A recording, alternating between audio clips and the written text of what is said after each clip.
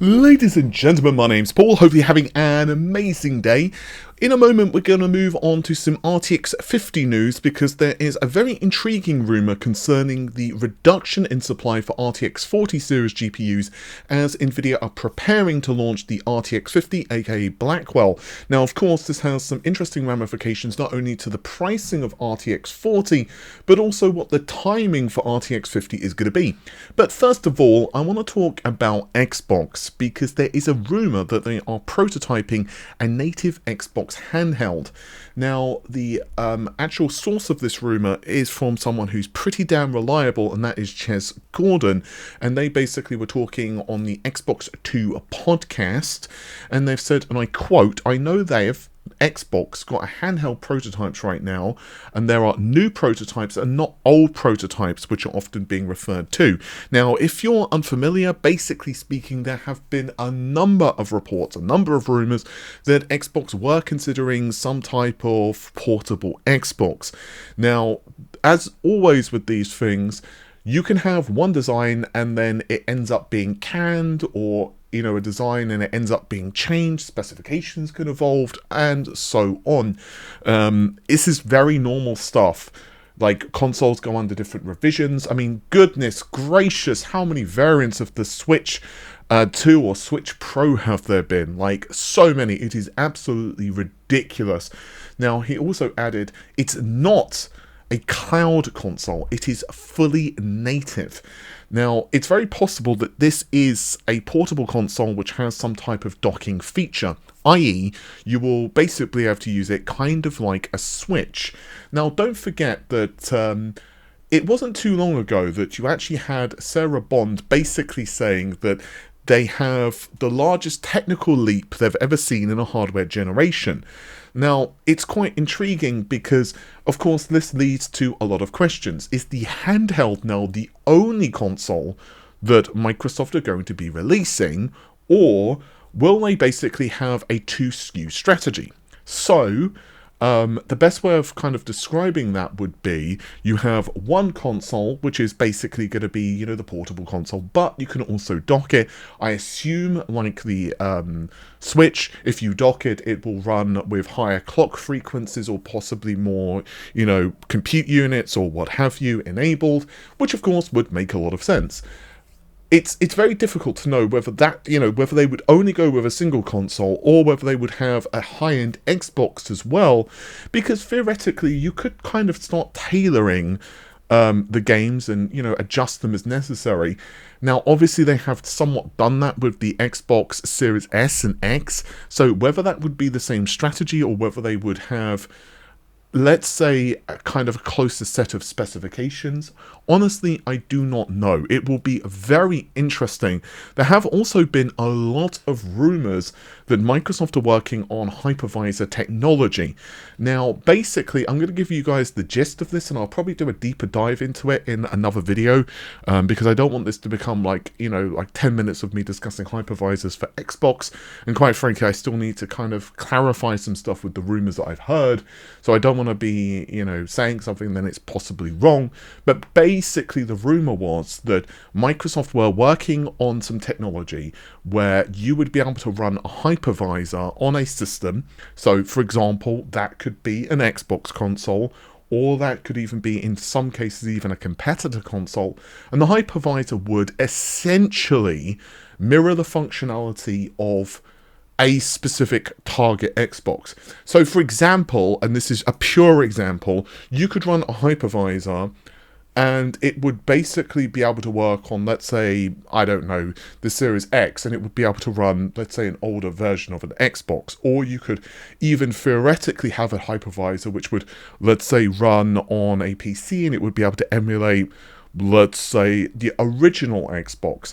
Now, in theory, this could also work on other consoles, other competitor hardware, but there are a lot of caveats for this, and also, it's not 100% clear what the scope of this would be. I've heard multiple variants of the story, to be honest, so it's very possible that Microsoft just hasn't actually kind of figured out the technology. Now, I should probably clarify, if you're not familiar with what a hypervisor is, I would actually recommend you guys do a bit of Googling. because I'm going to give you the very layman's terms here, but basically, if you've heard of a virtual machine, it is kind of that. It basically sets up kind of a software, well, virtual machine on your system, and it can basically act to mirror whatever hardware, and it's very cool stuff, and it can go quite low level. It can have some very impressive amounts of performance. Again, I am skipping over a lot of the technical details here. This is not 100% what a hypervisor is, because again, it would be quite a lot of work for me to kind of go super deep into that. But, you know, for the layman, you can basically just think of it kind of like an advanced virtual machine. So it'll be very interesting to see what Microsoft does, because obviously there have been a lot of rumors, even for myself, that the next generation Xbox is going to release in 2026, and I was hearing that that was going to be a standard home console. The thing is, it's possible that those rumors have changed. I'm going to try to dig in to try and find more information from some of my sources, but obviously goodness knows when and how I'll be able to get that insight. Anyway, moving on to Nvidia, because oh boy, there is an interesting rumor that's going on.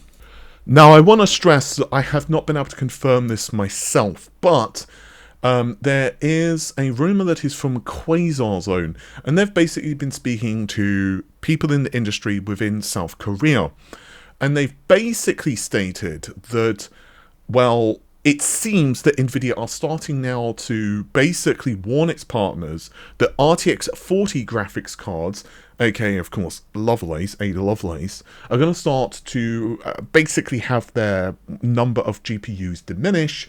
So availability is going to start to suck ass. That's the best way of describing that.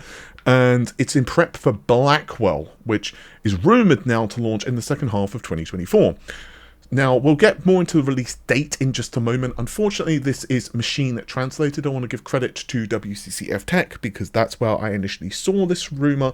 But I'm not going to read out all of it, but basically what they're essentially saying is they're going to start to well, they've already notified its partners, so those would be, you know, MSIs or Zotacs or whomever, that, yeah, basically the supply is going to start to be reduced in preparation for these new cards.